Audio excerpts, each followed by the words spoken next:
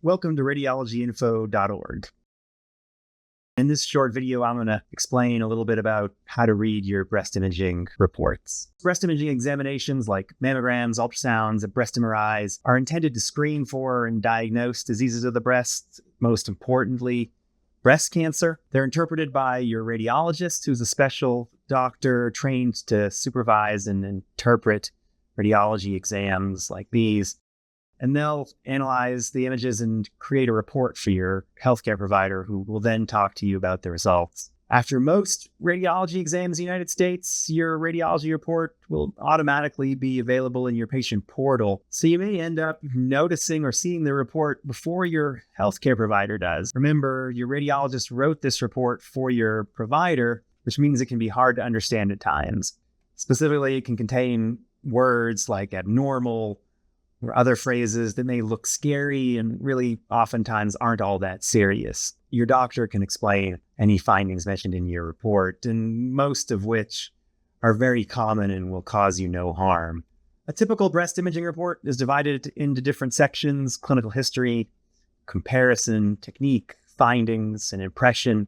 The clinical history section is really why the exam was ordered. It can include symptoms or screening or follow-up. The comparison is a list of prior exams used for reference when interpreting that exam. And that's really important for us in breast imaging because we're looking for subtle changes that occur over time that could be the first sign of breast cancer. The technique section is really the type of exam, and it includes some notes on how it was performed.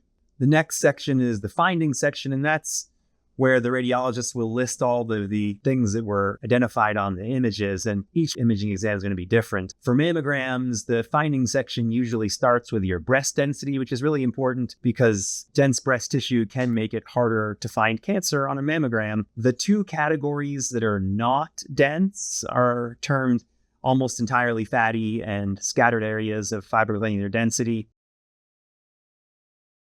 And the two categories that are dense are heterogeneously dense and extremely dense. And after this, in the mammogram report, it'll talk about findings in each breast, like masses, calcifications, asymmetries, or architectural distortion. If it was an ultrasound, some common findings that we see are solid masses or cysts. And if it was an MRI, common findings include masses and non-mass enhancement. It also might include measurements, the appearance, some sort of descriptors about each of these findings and location.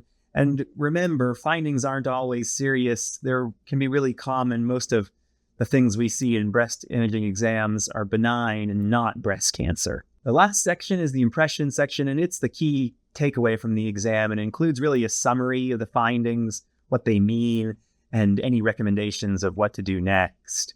It also includes a BI-RADS category, which is a number 0 to 6, suggests what should be done next and what the significance of the findings are. 0 means that we really need more imaging to figure out what's going on, so additional imaging is recommended. BI-RADS category 1 really means that there are no important findings at all. Everything's completely normal. A BI-RADS category 2 means that there are findings, but they are not breast cancer. A BI-RADS category 3 means that there's at least one finding that is what we call probably benign.